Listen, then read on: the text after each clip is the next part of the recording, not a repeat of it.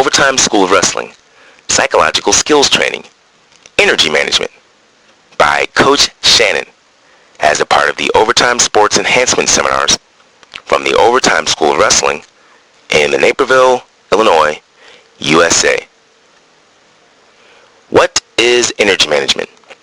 Controlling your physical, mental energies to optimal ranges on demand. And we're going to describe mental and physical energies as stress. There are two types of stress. Distress is the type of stress that gets you stressed out, makes you feel not so good, and you see bad pictures in your head, while eustress is the type of stress where you get excited and you get motivated and you're ready to go and get things done. And we're going to suggest through this slideshow that there are optimal ranges that you need to have.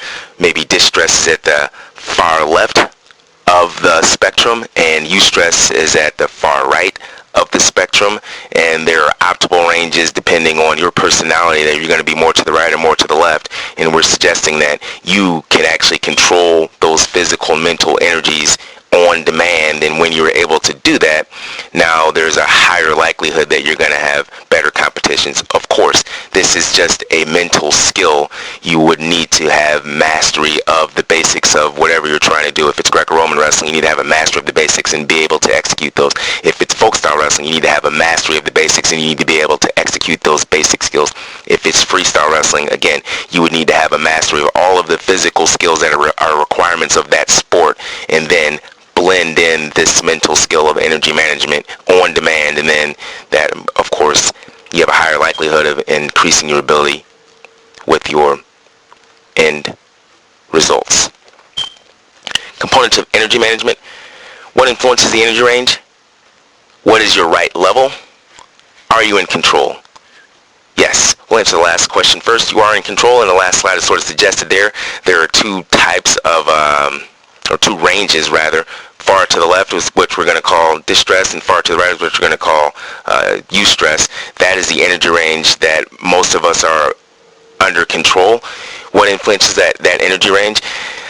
A lot of sports scientists and or psychologists and psychiatrists suggest that that energy range is influenced by the importance that we place on any particular moment. Now, what does that mean? If you really feel like it's an important competition and or versus it being practice, if you place a lot of value in that competition, it's really important to you, that typically has the response of you being extremely nervous, which is, distress, we'll call that, or extremely excited, and we can call that sometimes anxiety if we go all the way past excitement to anxiety.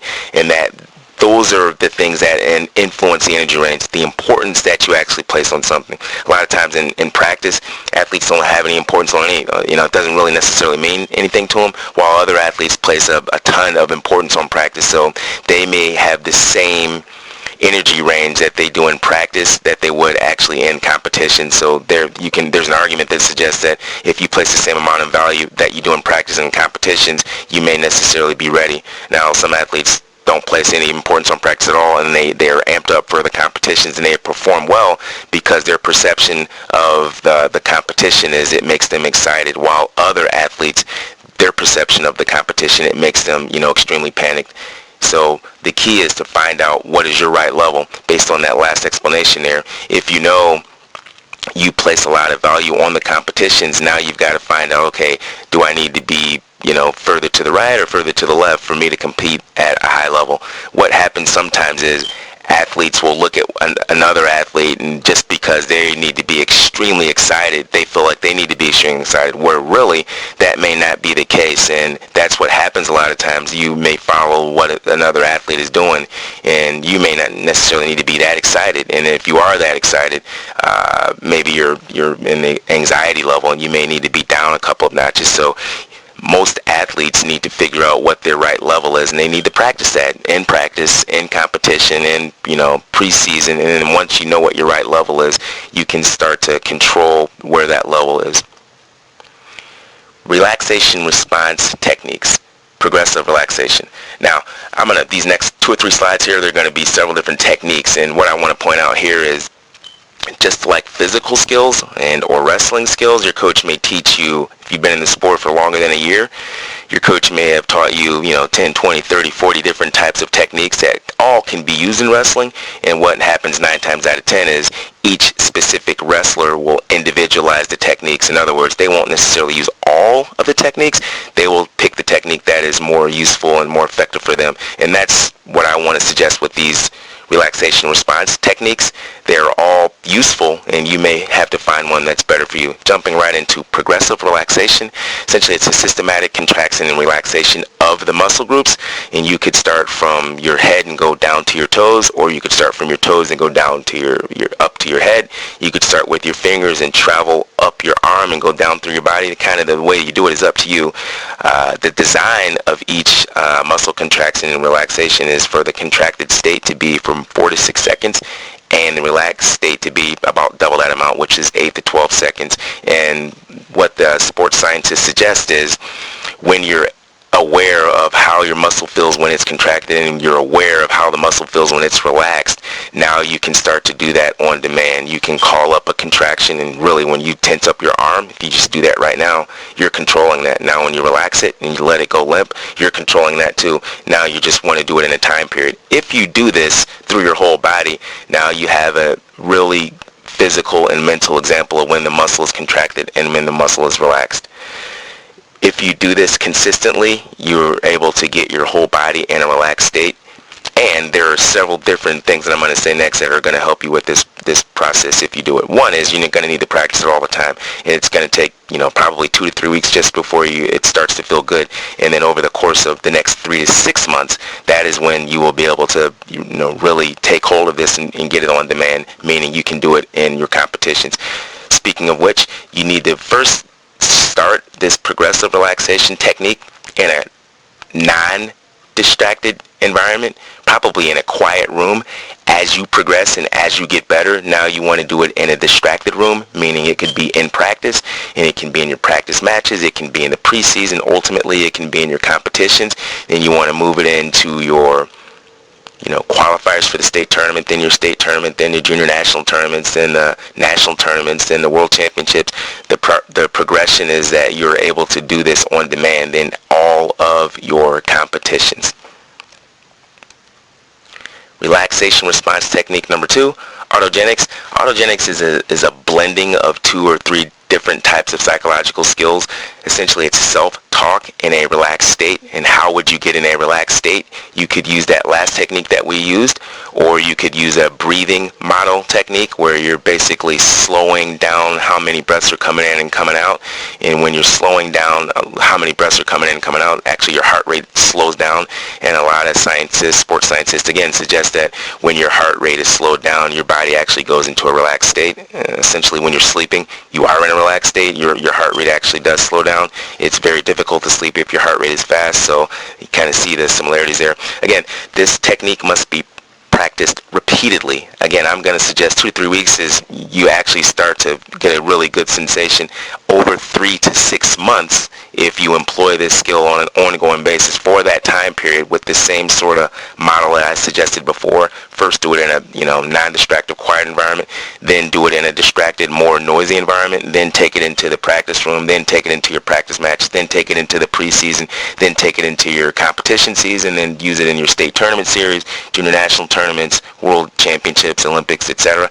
If you do that over the 3 to 6 months that I'm prescribing, it can become very powerful and very effective. Again, I want to point out that each technique may be more suited for one individual versus the other individual. So maybe you like the progressive relaxation technique a little bit better.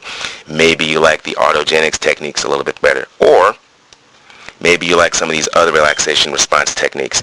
Imagery, essentially, there's a whole slideshow we're going to do on that, but that is seeing pictures in your head, using your imaginations to get what you want out of your life. Focused breathing is another technique, and we kind of talked about that a little bit in the last slide.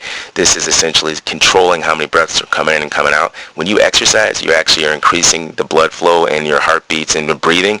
So if you reverse that, if you're not exercising and you control the breathing by slowing down your breaths, your heart rate actually slows down and you actually can become in a relaxed state. Again, when you're sleeping, you're in a completely relaxed state and you're breathing slower.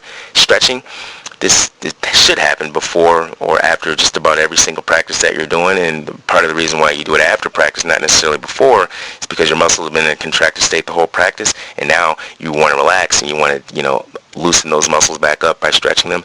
Meditation is actually a blending of just about everything on that page, meaning you're going to control your breathing so it slows down. You're going to be seeing pictures in your head of how you want to be, and you may be using autogenics and or self-talk to say, I'm going to be in a relaxed state right now. These are the things I want to focus on. Right now I'm going to focus on nothing.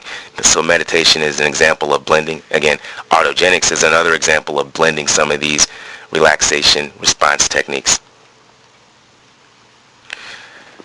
Relaxation response techniques. Find one that is right for you. Sort of been suggesting that through all of the slides. You may feel nothing at first. Again, just like your physical skills, when you're learning how to do a double leg or a single leg or an ankle lace or a back arching throw, they take time to learn, and you may not necessarily feel like you're getting that physical skill at first.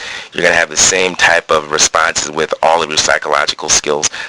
So they're going to take time, and you may not feel like you're getting it right off the bat. Again, I suggest 2 to 3 weeks, just so that you can understand how to do it correctly, and then over the next 3 to 6 months, that's when you're actually going to master the skill and get better at it. Are built and get better with practice. It's been suggesting that throughout. It takes time for you to learn how to do them. It takes time for you to learn how to master them, and they are going to get better with practice. Overtime School of Wrestling, psychological skills training, energy management, acknowledgments. All of the information presented in the slideshow was derived from the United States Ski and Snowboard Association Elite Performance Video Series, Sports Psychology in 2004.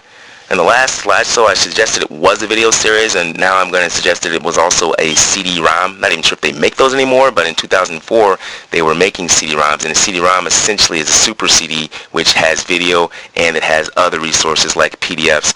And with those PDFs, they've given 9 or 10 exercises for each module that they are talking about. So with the energy management module that they displayed on that CD-ROM, they have 9 or 10 different types of exercises. With the goal management, they have another 9 or 10 different exercises. So there's about 100 to 300 pages of resources that if any one of you want, you can email me at sgillespie@overtimewrestling.com, and they will help you manage your energy better. Thank you.